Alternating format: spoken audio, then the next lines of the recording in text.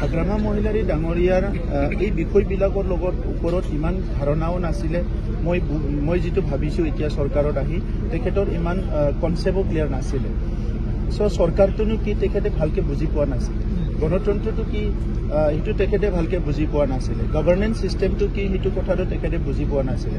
গতিকে তেখেতৰ কথাবিলাকতো আৰু পাতি এতিয়া লাভ নাই, কাৰণ সবে দেখাই পাইছে। এই কাৰণে মানে প্ৰায় হাজাৰো সংখ্যাৰ লোকসকলক এনেই মানে তেখেতে কন্ট্ৰেকচুৱেলত চাকৰি দি গৈছে, যেটো নেকি কোনো ৰুলৰ আণ্ডাৰত নপৰে।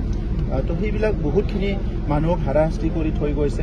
প্ৰায় ৩৫০০ কন্ট্ৰেক্টৰসকলক, যিসকলে পাৰ্মানেণ্ট কন্ট্ৰেক্টৰ নহয়, সেইসকলক মানে হাজাৰ কোটি টকাৰ লাইবিলিটি কৰি থৈ পেলাই বহুত মানে জৰ জুলুম মানে বেয়া অৱস্থাত তেখেতসকলক জৰুলা অৱস্থাত থৈ গৈছে।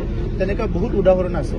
তো সেইকাৰণে এতিয়া আমি এইটো মানে 5 বছৰত অলপ পাপ মোচন কাম কৰি আছো, তেখেতসকলে কৰি যোৱা। তো লাহেকৈ দেখা পাইছে সব মানে তেনেকুৱা প্ৰব্লেমবিলাক আমি সমাধান কৰি আছো।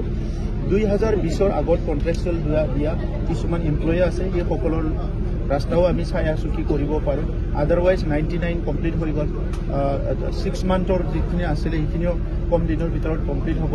এতিয়া যিখিনি এতিয়া টেট পাছ কৰি ৰখি আছে, আমি মেক্সিমাম 1 মাহৰ ভিতৰত আমি তেখেতসকলক ইণ্টাৰভিউ লৈ পেলাই আকৌ চাকৰিটো দিবলৈ গৈ আছো।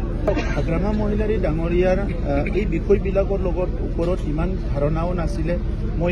মই যেটো ভাবিছো এতিয়া চৰকাৰত আহি তেখেতৰ ইমান কনসেপ্টও ক্লিয়াৰ নাছিলে। সো চৰকাৰটোনো কি তেখেতে ভালকে বুজি পোৱা নাছিলে। গণতন্ত্ৰটো কি সেইটো তেখেতে ভালকে বুজি পোৱা নাছিলে। গভৰ্নেন্স সিস্টেমটো কি সেইটো কথাটো তেখেতে বুজি পোৱা নাছিলে। গতিকে তেখেতৰ কথাবিলাকতো আৰু পাতি এতিয়া লাভ নাই, কাৰণ সবে দেখাই পাইছে। এই কাৰণে মানে প্ৰায় হাজাৰো সংখ্যাৰ লোকসকলক এনেই মানে তেখেতে কন্ট্ৰেকচুৱেলত চাকৰি দি গৈছে, যেটো নেকি কোনো ৰুলৰ আণ্ডাৰত নপৰে।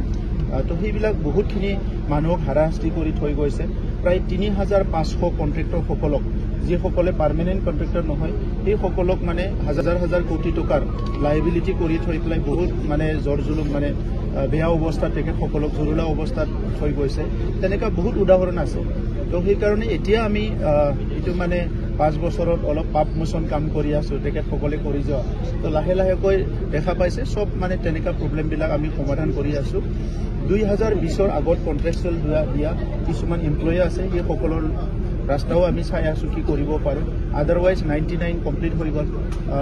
6 মান্থৰ যিখিনি আছিলে সেইখিনিও কম দিনৰ ভিতৰত কমপ্লিট হ'ব। এতিয়া যিখিনি এতিয়া টেট পাছ কৰি ৰখি আছে, আমি মেক্সিমাম 1 মাহৰ ভিতৰত আমি তেখেতসকলক ইণ্টাৰভিউ লৈ পেলাই আকৌ চাকৰিটো দিবলৈ গৈ আছো।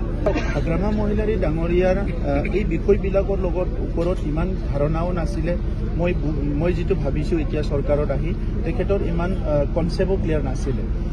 সো চৰকাৰটোনো কি তেখেতে ভালকে বুজি পোৱা নাছিলে। গণতন্ত্ৰটো কি সেইটো তেখেতে ভালকে বুজি পোৱা নাছিলে। গভৰ্নেন্স সিস্টেমটো কি সেইটো কথাটো তেখেতে বুজি পোৱা নাছিলে। গতিকে তেখেতৰ কথাবিলাকতো আৰু পাতি এতিয়া লাভ নাই, কাৰণ সবে দেখাই পাইছে। এই কাৰণে মানে প্ৰায় হাজাৰো সংখ্যাৰ লোকসকলক এনেই মানে তেখেতে কন্ট্ৰেকচুৱেলত চাকৰি দি গৈছে, যেটো নেকি কোনো ৰুলৰ আণ্ডাৰত নপৰে। তো সেইবিলাক বহুতখিনি মানুহক হাৰাশাস্তি কৰি থৈ গৈছে। প্ৰায় ৩৫০০ কন্ট্ৰেক্টৰসকলক, যিসকলে পাৰ্মানেণ্ট কন্ট্ৰেক্টৰ নহয়, সেইসকলক মানে হাজাৰ কোটি টকাৰ লাইবিলিটি কৰি থৈ পেলাই বহুত মানে জৰ জুলুম মানে বেয়া অৱস্থাত তেখেতসকলক জৰুলা অৱস্থাত থৈ গৈছে। তেনেকুৱা বহুত উদাহৰণ আছে।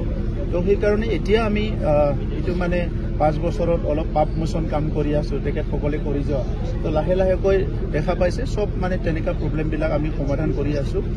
2020ৰ আগত কন্ট্ৰেকচুৱেল দিয়া কিছুমান এমপ্লয়ী আছে, সেইসকলৰ ৰাস্তাও আমি চাই আছো কি কৰিব পাৰো। আদাৰৱাইজ 99 কমপ্লিট হৈ গ'ল। 6 মান্থৰ যিখিনি আছিলে সেইখিনিও কম দিনৰ ভিতৰত কমপ্লিট হ'ব। এতিয়া যিখিনি এতিয়া টেট পাছ কৰি ৰখি আছে, আমি মেক্সিমাম 1 মাহৰ ভিতৰত আমি তেখেতসকলক ইণ্টাৰভিউ লৈ পেলাই আকৌ চাকৰিটো দিবলৈ গৈ আছো। হাগ্ৰামা মহিলাৰী ডাঙৰীয়াৰ এই বিষয়বিলাকৰ ওপৰত ইমান ধাৰণাও নাছিলে। মই যেটো ভাবিছো এতিয়া চৰকাৰত আহি তেখেতৰ ইমান কনসেপ্টও ক্লিয়াৰ নাছিলে। সো চৰকাৰটোনো কি তেখেতে ভালকে বুজি পোৱা নাছিলে।